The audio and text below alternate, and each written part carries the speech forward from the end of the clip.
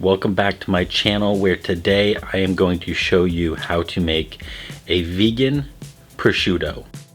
This recipe consists of making a meat and a fat and combining them together to bring out the correct textures to make this Italian meat. Okay, so we have the ingredients together. This is going to be a little bit of a process because we have to make two separate seitan doughs. We have to make a meat and we have to make a fat.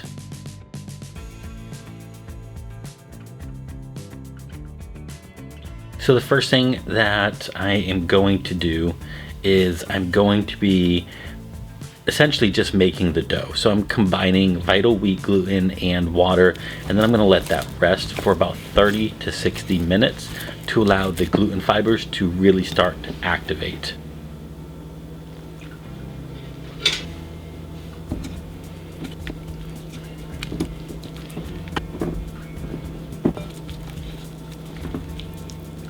The next part to this recipe is making a flavoring that is going to be combined in the meat. So I'm going to take these ingredients, I'm going to cook them in a pot, I'm going to let the liquid reduce, and so that way this overall flavoring is a pretty thick paste that I'll add to the meat seitan.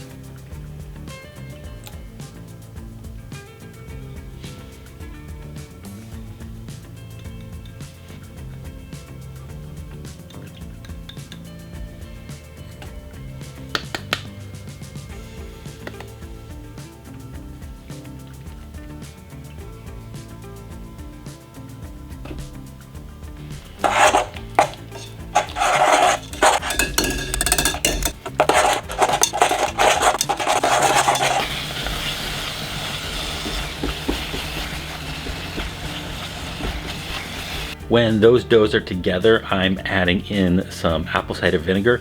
I find that the apple cider vinegar helps to eliminate some of the vital wheat gluten flavor, essentially that flavor that kind of tastes like bread. And we certainly don't want bread flavor when it comes to a vegan meat. The other thing that I'm doing is, for the meat, I'm adding in some sort of element that is going to bring out like a redness. So I'm using a beetroot powder.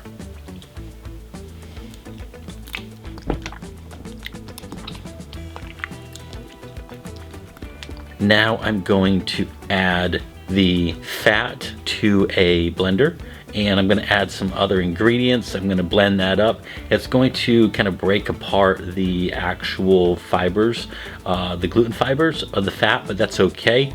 Just a quick mix here to get the flavors fully combined, and then go ahead and push the dough back together and let that rest.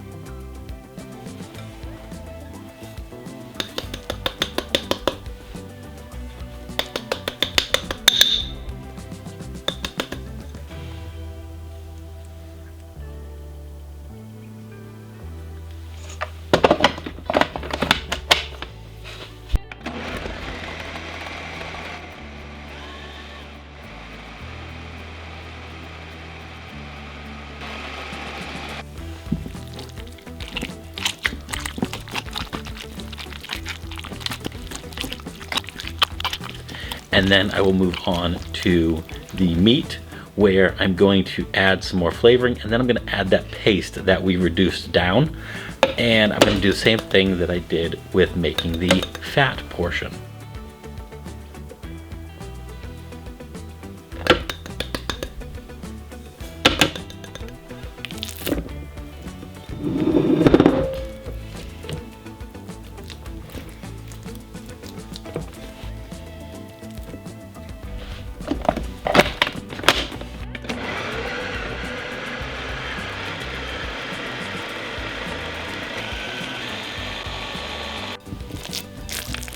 Okay, so now that that is done, it is time to break apart the dough into, 3 to 4 amounts, however you want. Essentially what you're doing is you're trying to create layers in this, very similar to a bacon that I made earlier on in my videos.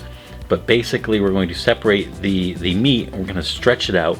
The meat is a little bit easier because it's more of a typical seitan. You're gonna stretch that out into one simple layer, then move on to the fat and do the same thing. Stretch the fat out. The fat is harder to stretch out because of the gluten fibers are really bonded well, and it's difficult to pull that apart. But just make layers between the meat, the fat, the meat, the fat, and the meat, and combine that into really kind of a rectangle shape, and wrap it in some wax paper or parchment paper, and then wrap it in some aluminum foil, and use the aluminum foil to really keep the shape together. Make sure that it is super tight so that way you don't get any steam inside of the aluminum foil.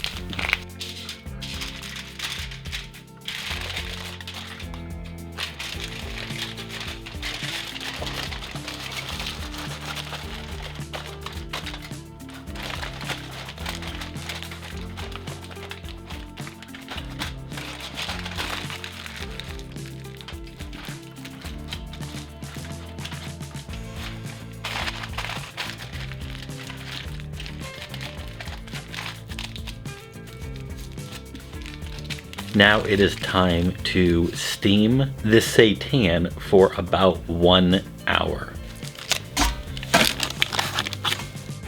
Once this is fully steamed, go ahead and remove it from the pot.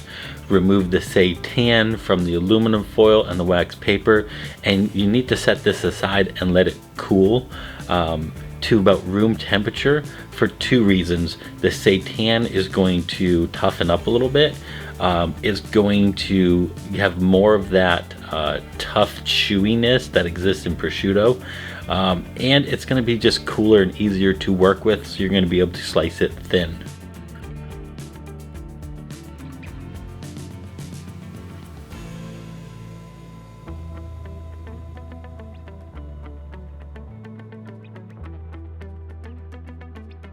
Now I'm going to go ahead and slice up this prosciutto, plate it up, and try it out.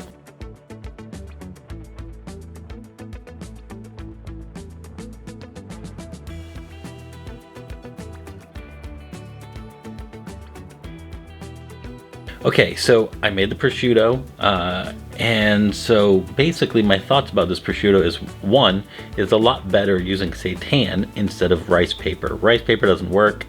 I don't like it at all. Don't recommend that. This I do recommend. Now, right off the top, in this video, quite frankly, I did not wait long enough for it to cool to be able to handle it properly and cut it thin. The other thing is that when you're cutting it just with a knife, it's harder to cut it really thin. So certainly if you're really good at cutting it thin, or if you have like a deli slicer, that'll help you out. Also, if you add it to the fridge to let it really cool down, maybe even throw it in the freezer for a couple hours, so that way that block of prosciutto you're working with is a bit harder, and the form of it isn't going to change when you're going to cut it. You'll be able to cut it thinner. To me, that's the biggest miss in this recipe, is that the slices that I put together, they are too thick. Now, I will also say that the meat is a good flavor and the fat is a good flavor, but I didn't find that the fat was necessarily important with this. I feel like even though prosciutto has fat in it, I'm making something that is in place of prosciutto, and the thing that's most important is that it tastes like a good alternative to prosciutto. It doesn't matter so much if it tastes exactly like it or if it looks exactly like the prosciutto, but I feel like if you cut this thin, then you're gonna have that same general idea, but you can get away using it however you would use prosciutto for, and that's what's truly important. So the other great thing is that you're able to work with this recipe and customize it a little bit to make it to the right prosciutto for you, and that's what I like about this. So I'll definitely play around with this recipe and make prosciutto again in the future. Don't know when, don't know how, but I like it enough to try that and just kind of experiment and spend some time in the kitchen and kind of play around with that recipe. So I do recommend this, but again, kind of take what I'm saying here in stride and go with it from there. But otherwise, I have some great recipes coming up for you. I look forward to sharing them with you and bringing my experience and making this experience come to life with you, and so that way you can spend time and have fun in your kitchen, because I'm your friend with food benefits. And I will see you again real soon.